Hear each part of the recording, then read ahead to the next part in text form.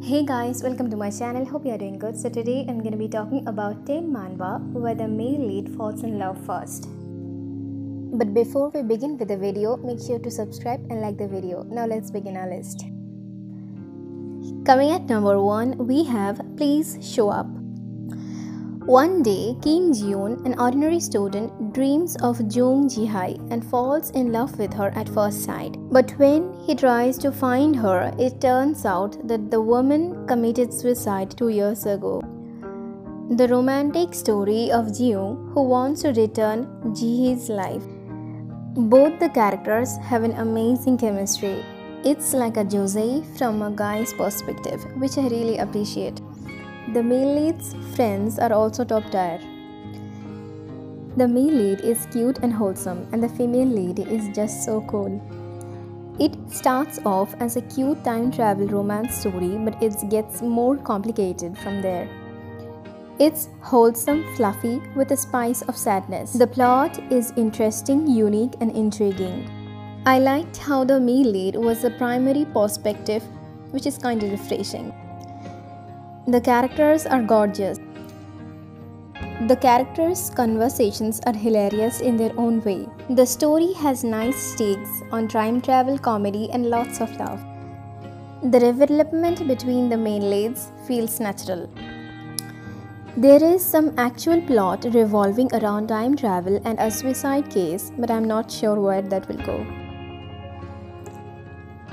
Coming at number 2, we have Vitamin C, Vitamin D. A complicated relationship sparks as a new student, Dylan, meets Corey, a girl who is always mistaken as a guy. I love how Corey never had a makeover and just remained true to what she likes despite being not feminine, and how Dylan just fawned over her all the time. It's fluffy, but it's got interesting drama as well. It's a cute story with amazing characters, so reading this is worth it. The plot progresses in a fairly logical manner with good pacing, and the characters are fun and draw you in. Female lead is a strong, boyish, humorous character, and the male lead is a softy, cute and kind character. It's more of a comedy, and the drama starts in the end of the story. All the characters are likable except the villain, which is obvious. This is a hilarious, cute and light read. Coming at number 3, we have He Is So Flirty. On the kind, Kim King's first day of transfer, she accidentally got involved in the middle of someone picking a fight. Kim King used a strategy to save her senior, who has been ganged upon, but not knowing that he is Wen Yufeng, the infamous school bully. From that moment forward, Kim King's peaceful high school life was gone forever. It's super cute, honestly, and I love how predictable the plot is, cause zero stress. It's a refreshing story, not too much drama. The art is too cute, so are the characters. It's wholesome and full of fluff. This is a light read. It's like a palate cleanser for when you are feeling heavy from all the other good webcomics that are kind of heavy plot-wise and stuff. Coming at number 4, we have I Became the Wife of the Male Lead. The main character possessed the body of Fiona, the final villainess whose soul was sentenced to eternal suffering after her gruesome demise at the hands of the world's hero. She was tortured by her own family just because she was an illegitimate child. And so, arriving 6 years before the start of the novel, the main character was sent to war at the age of 13. Fortunately, as the story's greatest villainess, Fiona was a genius mage. The main character had to survive the monster invasion. In the middle of a battlefield just before Fiona ran out of breath, encountered the teenage male lead and saved him. The art is extremely pretty and detailed. The plot seems a little generic, but I think that it's being executed in a manner that makes it interesting to read nonetheless. The female lead is very talented and the plot is unfolding nicely. The story is very captivating and interesting. The development is perfect. Coming at number 5, we have Bomb's Espresso. Coffee-loving Yoon Bomsul has been struggling ever since her beloved business, Cafe Bomb, went under. When she lands a job as assistant to Jake K, an arrogant but sought-after barista, she has no idea that he is really Kim Jae, a customer of hers who proposed to her almost a decade ago. The male lead isn't pushy and has been trying to be a man who is good enough for her. But he is a tsundere and can be rude at times. This is a cute, well-paced story that doesn't drag scenes for too long.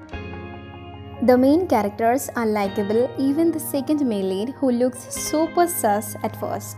Also, the dynamics between the older female lead and the younger male lead is so amusing. Art is pretty and complements the story well. Coming at number 6, we have Merry Go Round. When angsty teenager Jisoo moves to a new school with her senior year, she just wants to lay low. Despite such wishes, she finds herself in a complicated friend group. As she begins modeling for Jinju's portfolio, she grows closer to a photographer named Yoojun. But things soon get complicated when Yoojun and Jisoo enter into a fake relationship to make Yoojun's ex Haerin jealous. This is a story of 4 friends, jealousy and love. The art style is really aesthetic, beautiful and unique. We have a cool main character who keeps it real and a great cast of characters who spare no expense in ripping each other apart with hilarious banter. Not a dull moment with this psychotic bunch. The female lead is also quite strong and bold. The characters have realistic problems and the female lead doesn't have the plain and boring super nice happy-go-lucky trope. I also love the other characters and how they all interact. Definitely recommended.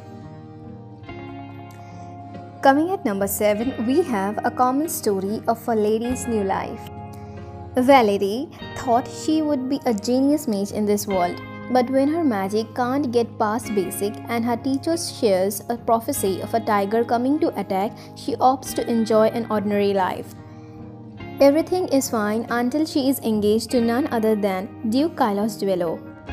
It's just one thing after another. The mysterious Serena, the servants who ship the Duke, and Serena, a prince who doesn't understand boundaries, and even the Duke looming over her bed. This story is full of small misunderstandings, and while that can generally be pretty frustrating, I think that it is executed quite well. Of course, some might find it frustrating, but that's really up to your personal taste. They weren't dragged on for tons of chapters and the characters still had a pretty clear mind. It's also pretty hilarious and fun to see. I laughed quite a bit. The male lead is cute and the female lead is charming and is not annoying. The character dynamics are amazing. They bounce off each other so well. The art is unique but a bit depressing in my opinion. The plot is awesome and it's a little bit similar to that of Adelaide. The story is built on misunderstandings but it's really funny. Coming at number 8, we have Nameless Lantern. This story revolves around Moo Young, who sets out on an adventure to avenge his master. This series has a sprinkle of melodrama, tragedy, revenge and suspense. I feel like the author is throwing dramatics at us left and right, so we are in for a ride. If you like reading these types of story with a romance tag but also action plus drama in it, you are definitely gonna enjoy reading it. This is a deep story and is kind of dark and full of angst. As the story progresses, you would feel attached to the characters. The plot has a lot of potential and I hope it lives up to it. The art is beautiful and a bit dark. Coming at number 9, we have My Sister Picked Up the Maid. Amy is currently living a pleasant life as a character in a novel she read in her previous life.